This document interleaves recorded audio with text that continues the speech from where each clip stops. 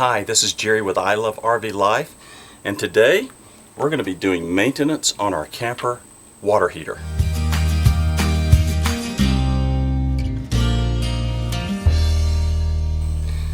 Hi, this is Jerry, and today this maintenance that we're going to be doing on our water heater is very important. Joan and I camp in state parks, federal parks, Corps of Engineer parks, and even in some of the privately owned campgrounds. Many times our water supply is from well water, and that well water may be high in mineral content.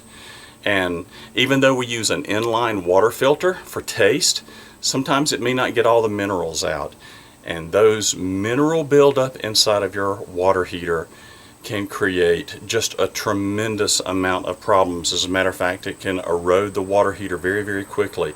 But the good news is these water heaters were designed to be able to be used in campgrounds where high mineral content exists. So I'll show you today what we'll be doing to properly maintain, flush the water heater out, and then replace something called an anode rod. Very important. Again, I can't stress enough, this should be done at least once a year, and you'll increase the longevity of your water heater and preventing it from rotting from the inside out. So let me show you what we do. So one of the first things that we need to do is make sure the water heater has been turned off. If you're sitting at home and you're doing maintenance before you go out on the road, more than likely the water heater has been turned off.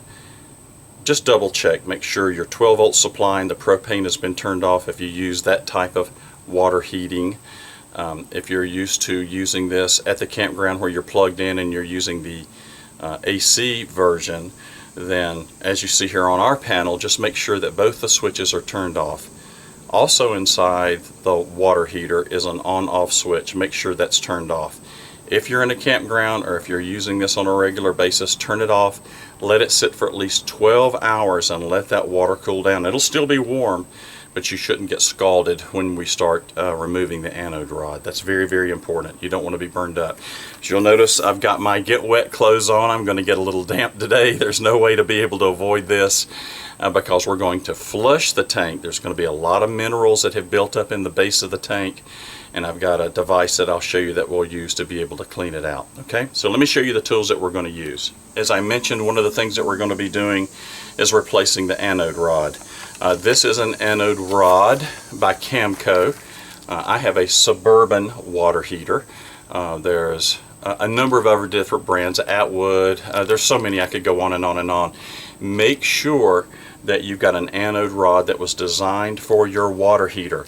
The threads are different and the lengths are different. Even if you put in one that fit threads and it was too long, you could possibly damage your water heater. So usually on the inside you'll see the brand, and you can go to your favorite camping store or you can go to Amazon and you can buy these anode rods. So that's number one. My anode rod takes a 1 1/16 inch socket to be able to fit on the end, so that's very important as well. Got a lot of things in my hand. The next thing that I'm going to use is this little handy tool that I'm going to use to flush out the tank.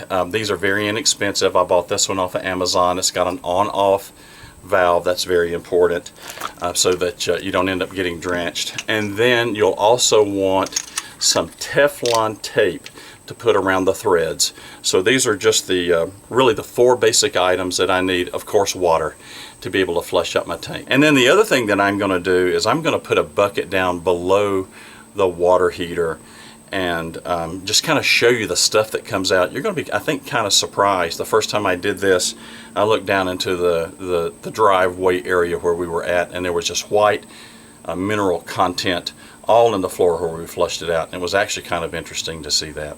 All right, so let's go ahead and let's get this process started, and I'll talk you through it as we go through. It takes you about 15-20 minutes to get this done. So as we stated, the water heater's been turned off for at least 12 hours to cool down. I'm going to pop the cover off.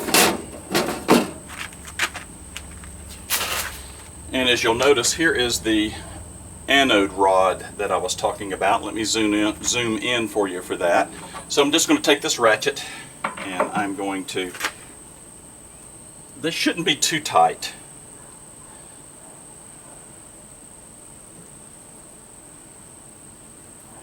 I'm going to go ahead and take it out. And you might want to get back just a little bit.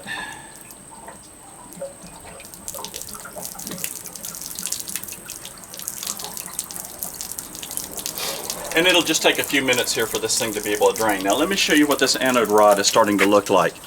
You'll see here on the close-up, this one's not in too bad a shape. This one does have a little bit of buildup on it. I have taken it out at times and it'd be completely rotted away. So this one's actually in pretty good shape. And more than likely I'm going to, I might even reuse this one again, I'm not sure. But we'll set this one aside and let the tank drain for a few minutes. Take just a few minutes for all this to kind of flush out. I'm going to go ahead and just kind of clean all this Teflon tape out from around the entrance here, and we'll let it drain. While I'm waiting on this to finish draining, there's a couple things that I can do to kind of speed up the process. The first thing that I'm going to do is check on my electrical connections. I'm going to give them all a little tug and make sure that I've not had any rust or rot that's damaged these, and just make sure that they're all on good and tight. Check the fittings here. Make sure everything is plugged in good and tight, so I'm pretty happy with that. I've turned the propane on, and I've got a little bit of a soapy solution here, and I'm going to spray that propane connection and see if I see any bubbles. And guess what? I see no bubbles. If that's bubbling, you've got leaking propane. You need to take your wrench, like if you saw some bubbles around this fitting, you need to try to tighten it up. If you saw it down here at the base, you need to tighten it up as well. So, you know, all my connections look really, really good. I'm pretty happy with that. The electrical connections look good.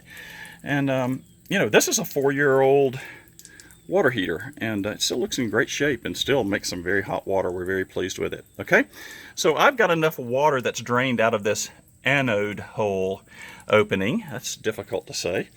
And I'm going to go ahead and flush this bad boy out and show you what that looks like. Now this is where it can get a little bit wet. I have connected this wand. I'm doing a close-up here on it. It's got an on-off tool. And I'm going to just stick it inside here. And the more water pressure you have, the better off you'll be. And I'm just going to work it back and forth. And I'm going to give this tank a good flushing. And then, yeah, you're going to get wet. And I'm seeing a few things come out. It's not really bad.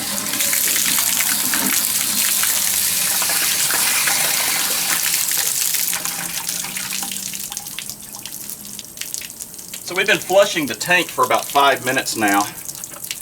And, you know, I'm seeing this kind of stuff.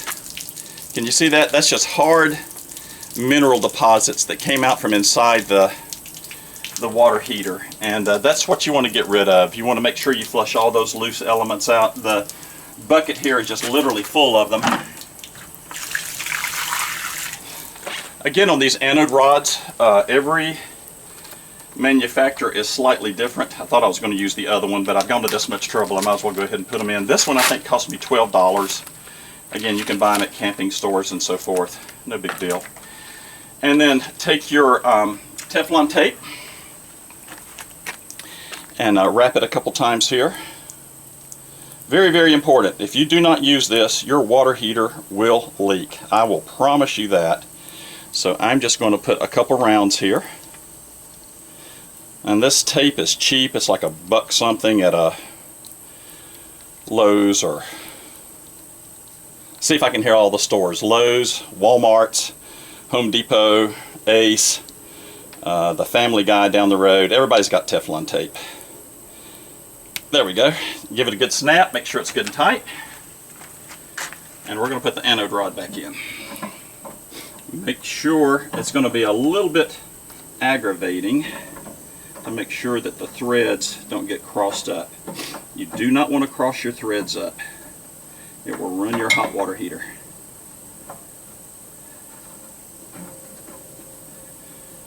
And you can tell if it gets crossed up. It'll turn sideways. It won't go in easy.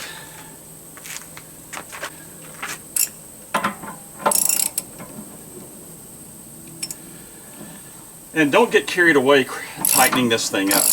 You'll feel it go snug, and when it goes snug, you are done.